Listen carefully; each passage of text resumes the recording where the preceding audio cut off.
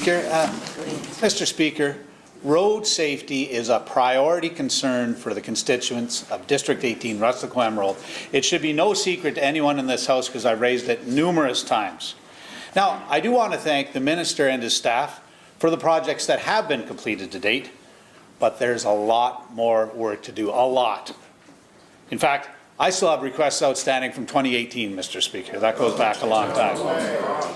Now, I would like to see proactive steps taken to improve road safety. Although I've been an MLA for over 10 years, I often feel like a dentist, Mr. Speaker, because it's like pulling teeth to get road safety projects completed here in this province.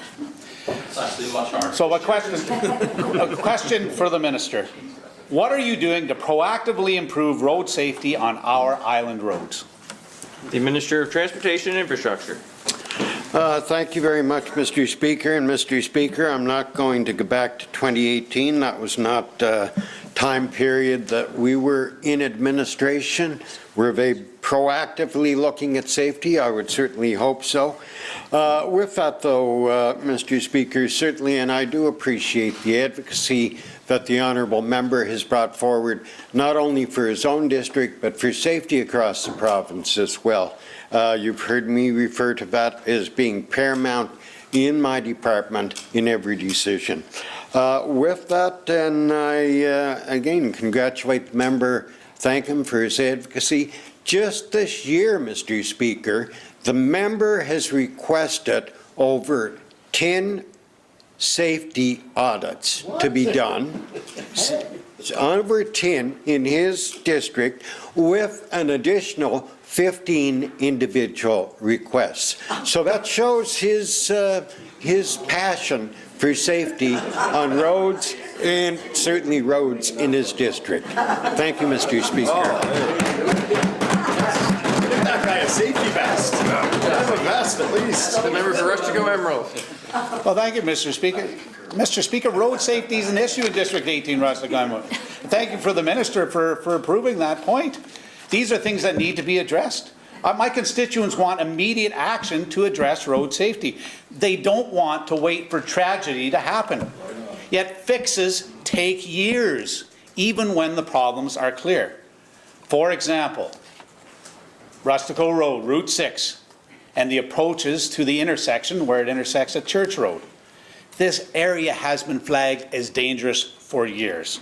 There have been tragic accidents. And finally, this year, local residents took matters into their own hands and they prepared a petition. They want to see the whole section on the approach reduced to a 60-kilometer-per-hour speed, and they want to get rid of the passing zones because it's just an accident waiting to happen. Now, this summer, Mr. Speaker, partial action was promised. They were going to remove the passing zones, but yet nothing happened. We're talking about repainting lines, Mr. Speaker, not a major project. Well, Mr. Speaker, I'm yanking on this rotten tooth today. Minister, this is a question to the Minister. Why was this not done, and will you commit here today that a full review of this intersection and its approaches be completed and action taken as soon as possible to fix it? Thank you. The Minister of Transportation and Infrastructure. Thank you very much, Mr. Speaker. And in answer to the honourable member's question, absolutely yes. With that, Mr. Speaker, we have undertaken a comprehensive traffic and transportation review in that area. I would anticipate that that review will be in my hands before the end of this month, at the very latest, early December. And I will be more than happy to share that information with the honourable member. I know that you look over the last 6 years, though, Mr. Speaker, that we have been in administration. The investments that have been made in that district, and I think it is important to look forward, but also to realize the investments that we have made, Mr. Speaker. $14.8 million capital road construction, $26 million for safety improvements to 5 local bridges, $8.6 million for paving. Mr. Speaker, that's not, as they would say, that's not peanuts. That is a major investment in that district, as we have seen major investments that this government has done in transportation right across the province. So with that, we will continue that work. I look forward to continue working with the honourable member, and once again appreciate his advocacy. The member for Rustico-Emerald. Well, thank you, Mr. Speaker. And Mr. Speaker, as the saying goes, too much is never enough, Mr. Speaker. Now, I'm glad the minister mentioned the traffic study that's being done in North Rustico, and I give the minister a lot of credit for making that happen. Again, this was something that was advocated for years, and this minister said, yes, you're going to do the traffic study. Now, we were supposed to get the report this fall. I'm glad to hear it's still coming. The plan was to have a public meeting because, Mr. Speaker, consultation matters. But then out of nowhere, a tender went out to extend the boardwalk. No notice, no consultation. And this is poor communication that now puts the project at risk. We need to talk with the constituents. And this has been happening, Mr. Speaker, for many years. I remember over a decade ago at a meeting at the Sterling Women's Institute in Stanley Bridge, when the previous MLA publicly urged the chief engineer to listen to the community. I even wrote a song about it, Mr. Speaker.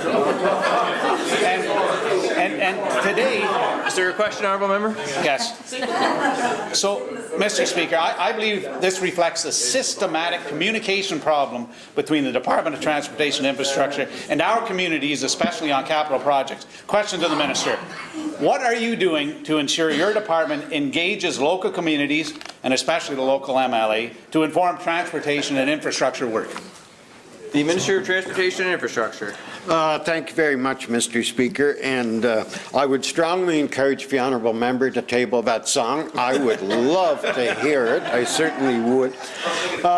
You look, though, right across the province, and I'd mentioned, Mr. Speaker, the number of dollars of investment that this government has put into our roads, into our bridges, into our infrastructure, right across the province.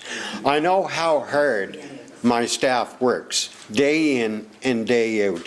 And I want to state my appreciation to all the staff in transportation and infrastructure.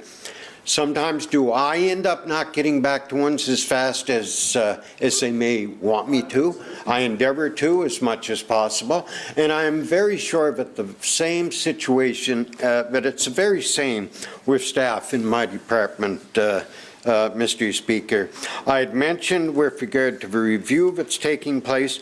I also want to point out as well that there will be a 5-year traffic transportation plan with consultation that will be put in place for the area. I know that it's something that the honourable member has been advocating for. I believe has been advocating probably for a number of years. And again, I'm not going to speak to previous administrations and their decisions, but I think the honourable member realizes, and I'll give him his assurances again, that I want to work with him. I want to work with every MLA in this House to improve safety. Thank you. Definitely indulgence there. The member for Charlottetown West Royalton.